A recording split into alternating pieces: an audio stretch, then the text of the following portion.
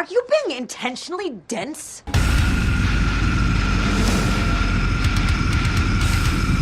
Hello, everybody, and welcome to the first FIREBRAND interview. It's been podcasts up until this point. My name is Brandon, and today we have on the members of King of Waste. How's everybody doing? Hey, how's it going? Good. Doing good. Very good. So we have, oh my gosh, let's see if my memory serves me. We have Gavin, vocals, Dan Keebler, guitar, Simon, drums, and Dane on bass. All the most important members of the band, mind you, every last one of you. It's an honor to have you guys on. So you guys just released your first single, Catacombs. How do you guys feel the reception's been to that so far? It's been crazy. Yeah, it's kind of blown our minds in a lot of ways. 100%. I think it's exceeded what we thought it would, in my opinion. Yeah, 100%. I think after it's been about 2 weeks, we've already hit 2,300 monthly listeners on Spotify, which is insane to me. Yeah, about to crack 5,000 plays, and just the follows are insane. Our engagement on social media is nuts. I posted a couple pictures of us the other day, and it's over 300 likes. Like we're all in other bands of various degrees of fame, and so I'm the vocalist of Collapse Survive as well, and I have not seen a lot. I haven't seen that response to Collapse music, so it's been really cool to see something just come out. We come out swinging with something, and it just works, and people like it, and it glorifies Jesus. Yeah. I really personally feel that the Lord is has His hand on this in a special way. Yeah. Sorry to cut you off, Simon. I didn't mean to ut you off. No, I was just gonna agree with both of you. Just saying, being from other bands, and you're really grinding it out and doing, putting the work in on those, and then we kind of put out this song, and it's it feels very organic growth, other than us having some backgrounds in bands and stuff like that. It's just kind of taken off out of ways that we've never seen, being in bands and really trying to put the nose to the grindstone and grind it out, and it's just kind of taken off on its own. Yeah, definitely a guided hand here. That's awesome. I'm gonna toot your guys' horn. I absolutely love the single, and I'm glad that just the one song has already gotten you guys so much reception so far. I'm really glad to hear that. Thank you. I second that. Yeah. Thank you so much. Yes. Absolutely. The next question I had was, so Gavin and Dan, I am a Collapse Revive and a Cleansing of the Temple fan. And so I want to ask, what brought everybody together, and what sort of started this whole, what's the story behind it? Love to answer that question. So, Dane heart reacted or fire emoji to Collapse song. I don't remember which song it was on Instagram. It was Dry Bones. Dry Bones, and I reached out to him. We became fast friends. The next thing you know, we're playing video games together. Don't remember if it was Warframe or PUBG. And one of us, I don't want to take the credit. It could have been him. I don't know. One of us said, let's make the heaviest possible Christian metal band ever. And I'm like, all right, yeah, let's do it. So I wrote the first riff of Catacombs with that synth lead in it. And next thing you know, I don't know how it happened, but I was like, who can play drums? Next thing you know, I'm in a chat with Simon, and I'm fangirling because I've been a fat fan of Falsifier for a long time. And, Falsifier. Shout out Falsifier. And then we decided, all right, what cross-eyed hillbilly can we get for vocals? Wow. we got this wonderful, incredible human being, Gavin, to step up and really show up. And it's just, I make fun of him, but one of the sweetest dudes you'll ever meet. Loves the Lord, loves his family, really good at his craft. And we threw this song together, and next thing you know, we're shooting a music video, and it was the first time all of us had been in the same room together, and it was just like family from the get-go, man. It happened out of a joke, and then it became a thing, and now we're buddies making heavy tunes. Yeah. So there is a bit of a preface to this. Before I heart reacted Keebs' thing on the Collapse band page, I was on tour with my other band, Heavy Hitter, and I met Gavin. Man, what was it, Gavin? 2021 for the New Year's show? 21, That's right. 22? I think it might have been 22. something like that. And then Gavin and I flirted with the idea, but nothing really came of it. And then Simon and I have known each other from my band playing with Falsifier. So I've known Gavin and Simon in person for quite some time. And it's always been like a dream to play Christian deathcore, or just Jesus-centered music in general. And then once Keebs and I got into contact is really when it started to take off. Sorry, I'm parking now because I want to actually put some time into this. Jeez, thanks. Good. Appreciate it. I'm so glad, dude. Would you prefer me cutting it up in traffic? Nah, man. I prefer not having a video of you crashing while you're talking about the. Hey. The Lord made me a good driver, all right? Listen, that would, if you did get into a crash, I'm making a reel out of it because it would go really hard over the bridge. 100% breakdown, gutturals, the whole nine. Content is content. Just rolling. But yeah, so that's kind of like the pre-story to Yeah, that. it's true. That story lining up is like, this has kind of been like a brainchild for me, but I've never really had like people like I've had people like, oh yeah, I'll do it, and like kind of just like flake out and never really commit, I guess. And That's literally musicians too. So yeah. And I couldn't be happier with the group of guys we have right now with Keebs, Simon, and Gavin. I love all three of these guys a whole butt ton, and the fact we all love Jesus is just yeah. If I may, I will piggyback off of what Dane said. I believe it was December of 2022, and it was potentially one of the worst shows I have ever been a part of in my life. We were supposed to hit the stage at like 8:30, I think, and this is New Year's Eve, and we don't hit the stage till like 11:30 or 11. It was bad, and I felt bad for Dane and them because they were. We played at 2 a.m. Yeah, they were headlining, and they had to drive back to Florida. But the way we made the connection was, I'm pretty sure Dane noticed the repentagram on my wrist, and then he goes boom, and I'm like, whoa, dude, and immediate connection. Become best friends. Yup. Yep. You want to do karate in the garage? Yep. Yup. You want to make deathcore worshiping Jesus? Yep. Yup. Fantastic, man. That is awesome. Oh my gosh. I can. Sorry, quick comment, Mike, before you go on to the next question. No, you're good. I can see now why. I feel like, obviously you guys all have a lot of experience, but sometimes, there are some bands where their first single, you're kind of like, that's pretty cool. But I know I'm supposed to use more technical terms or give a reason, but I literally can't stop listening to this song. I love this song. Thank you guys for making it, by the way. But Thank I you can for see listening. now why. Thank you, Keebs. Yeah, you're welcome, bro. Push everyone else's side. But I already can see why it came together so well, because it sounds like you guys you got a dream team here. I would agree. All right, go ahead, Mike. Yeah. No, before I was so rudely cut off. But where did the name King of Waste come from? Because it's super cool. I think I want to say that was my idea originally. Was it? I feel like it was. The OV was your idea. Yeah, we tossed around like a ton of different ideas. The premise for me, the first idea was Valley of Bones. That's right. And I was like, nah. I had something that colorful didn't- to say about yeah. that.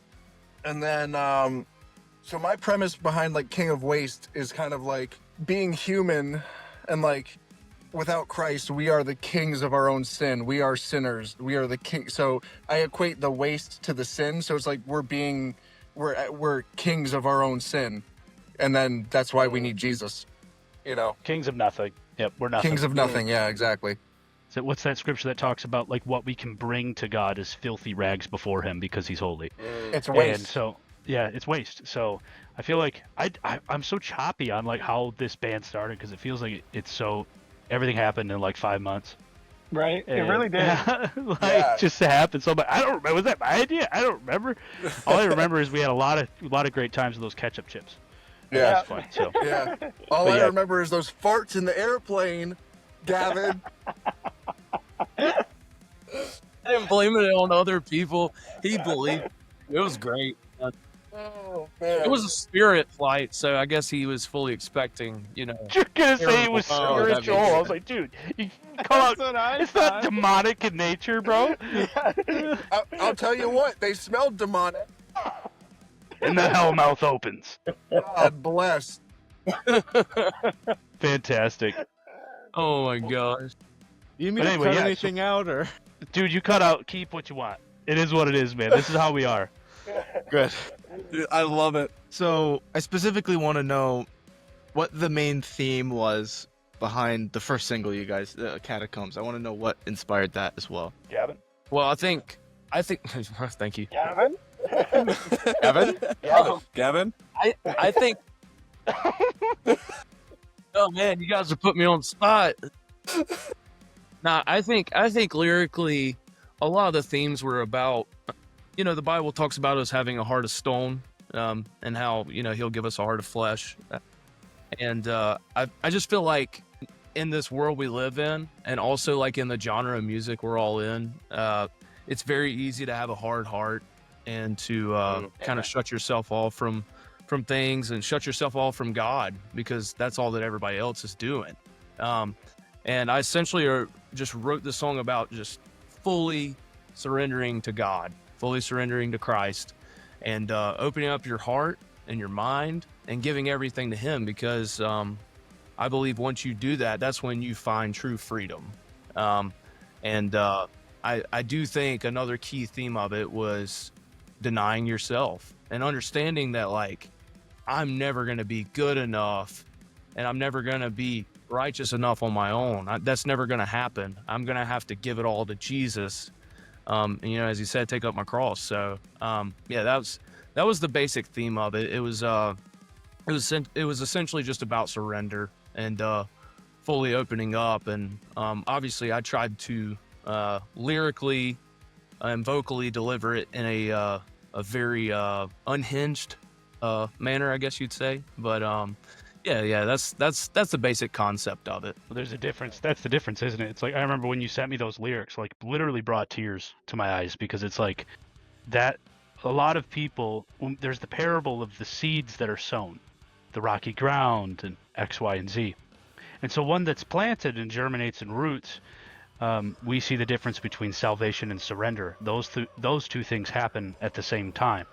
And so then we go into this process of discipleship. And so, like, reading those lyrics after having written the instrumental for it and, like, having that done, reading them, I'm, like, weeping over this, literally, because I'm a big baby when it comes to Jesus. No shame.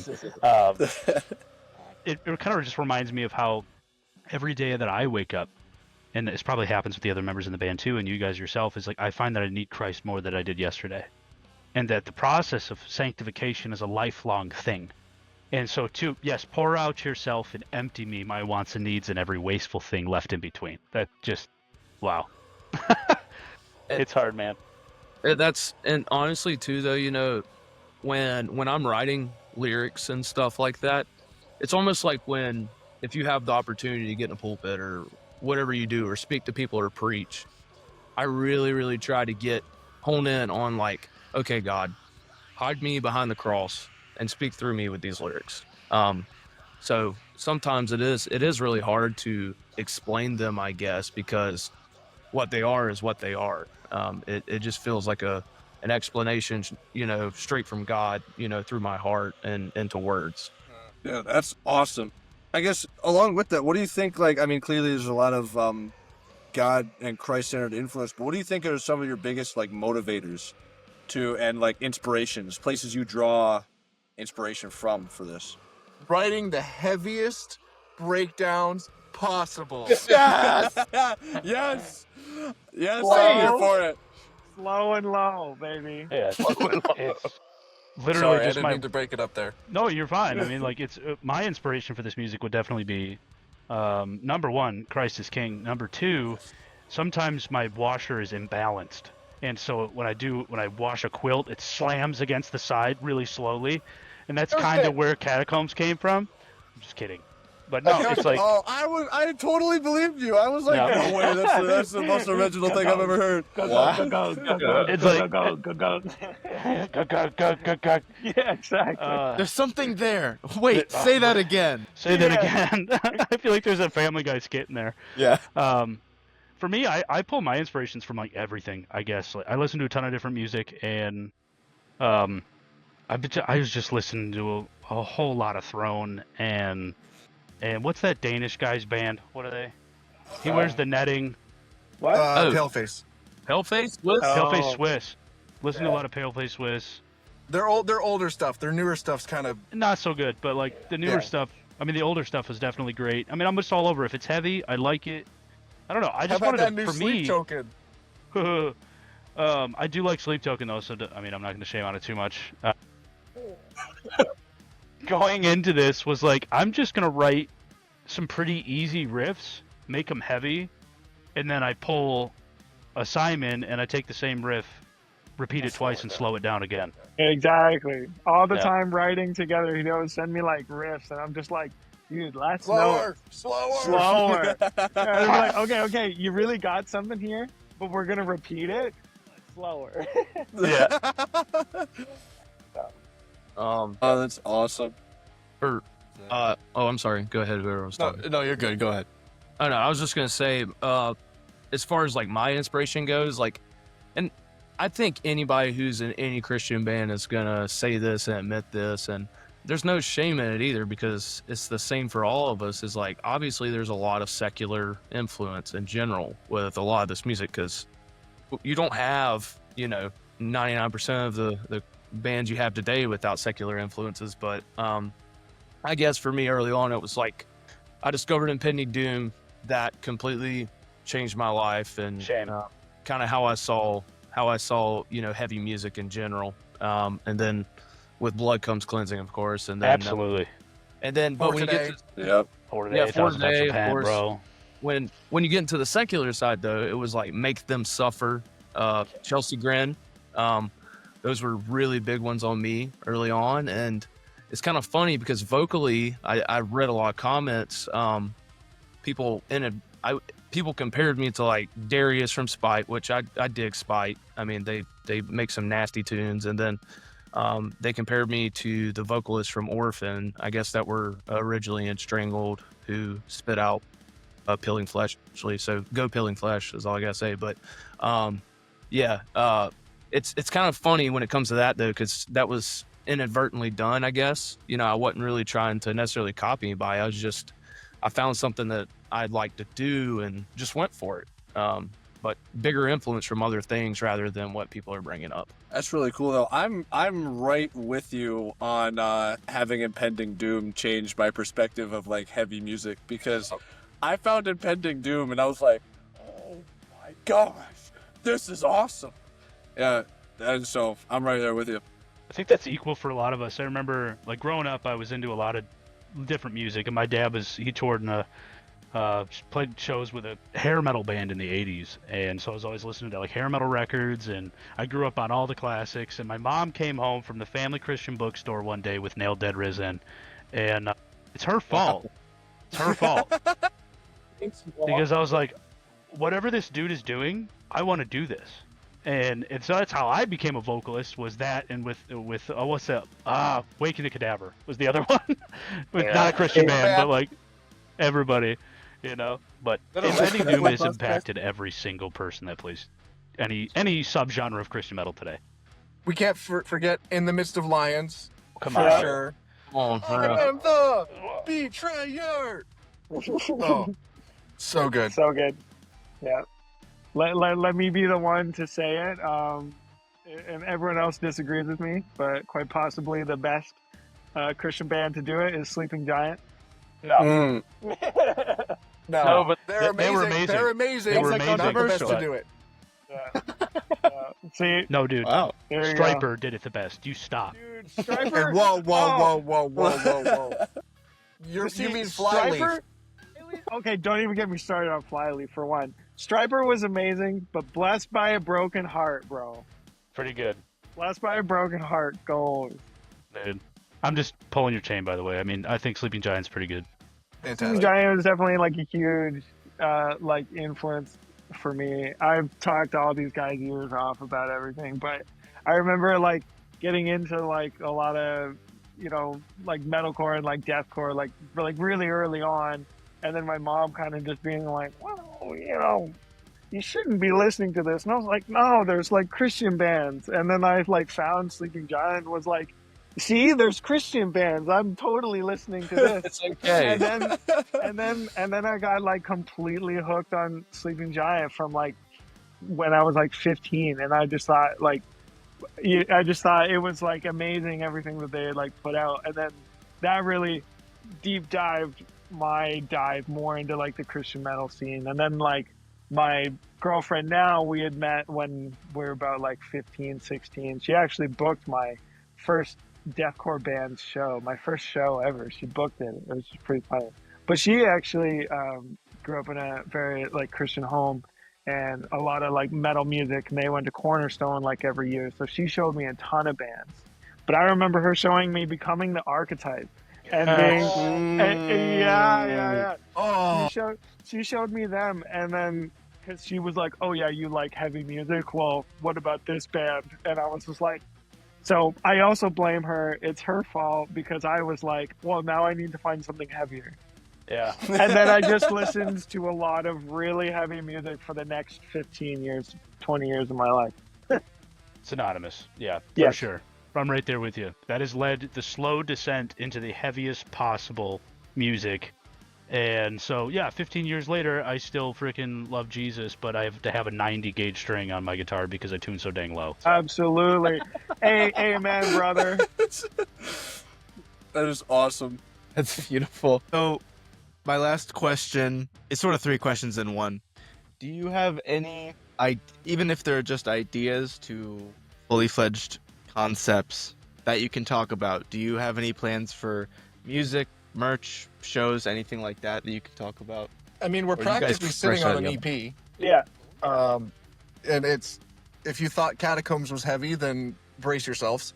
That's probably the third lightest song on the record. Yeah. 100%. Merch, Who knows? Haven't got there. Lord's timing. Yeah. Um, I mean, we're all pretty separated, right? So we're kind of doing, you know, like what we can. I mean, like Keebs is a blessing because he's really just, you know, he's a driving force and really just getting a lot done and pushing things out for us. But yeah, the distance, and it definitely makes it more of an interesting situation. But welcomed. I definitely enjoy it. Yeah, and we have. I mean, I guess we can say this, but it doesn't really matter. We have been offered a show, but we obviously it's just one of those things.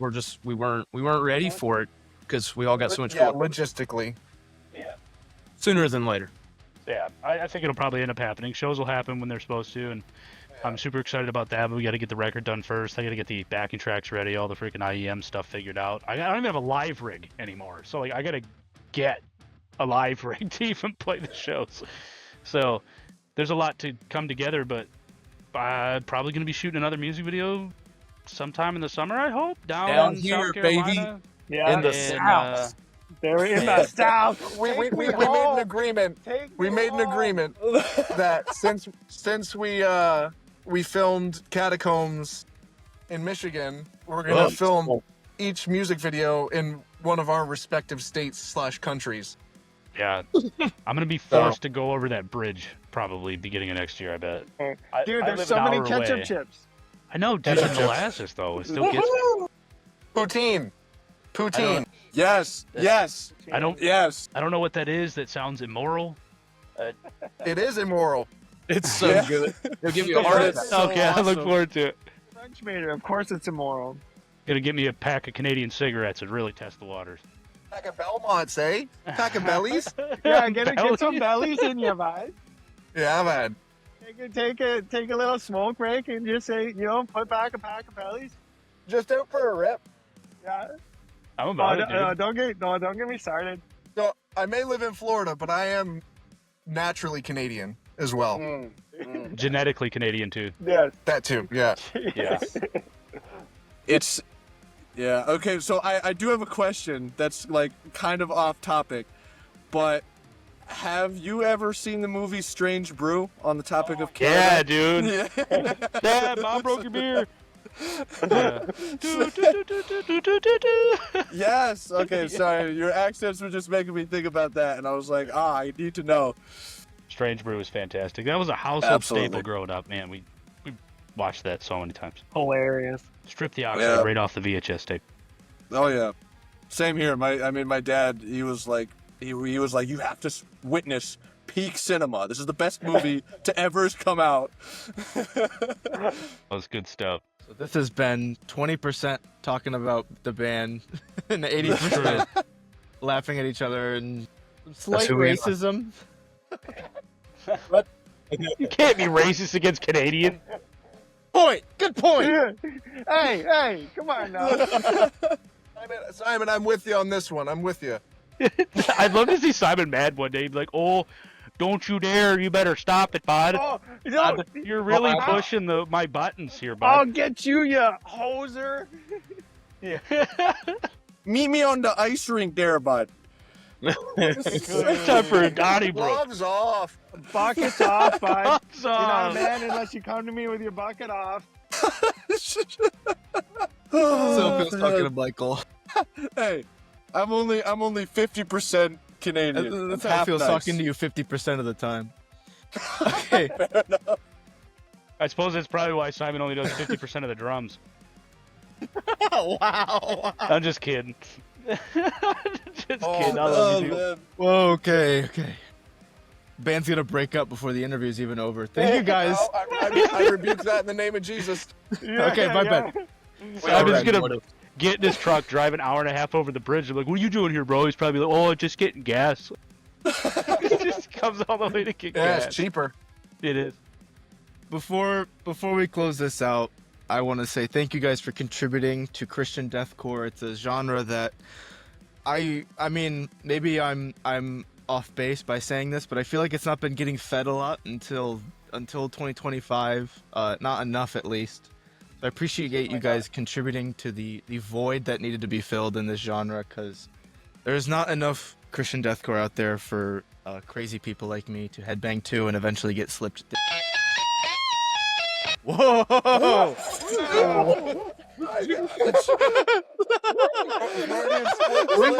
Rewind. The reaction on that. His face is just like, The next time I fall, I'm gonna say that. This is Oh my goodness. You got to edit this show's that out, canceled, bud. guys. This show's canceled. I was gonna say slipped discs, there we go. but I completely ruined the entire. Oh my interview. gosh. I know about that. I have 11 Oh my gosh. herniated discs in my back. Oh my gosh. Do you have any Yeah. normal ones left? I don't know. They're on vacation.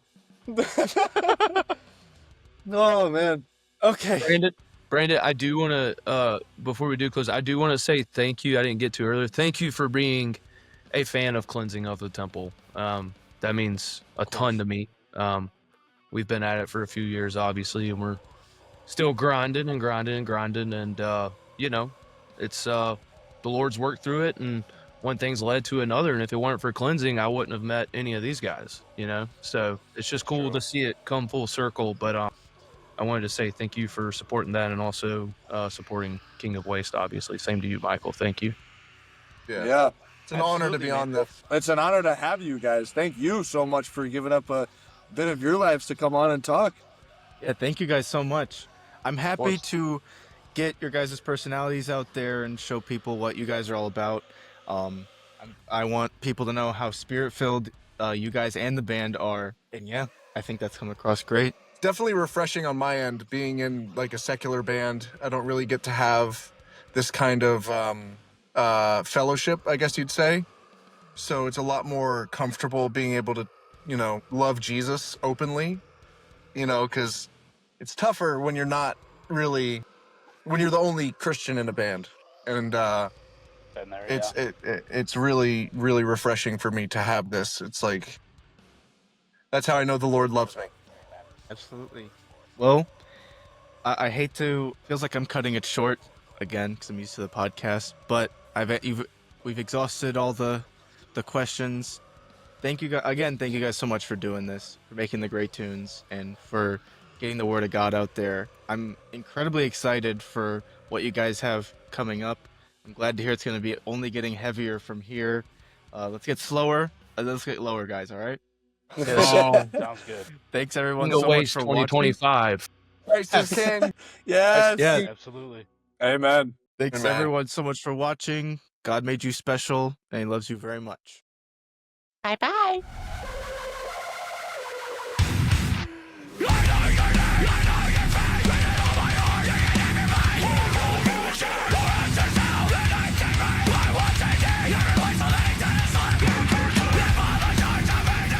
That's our weird little outro.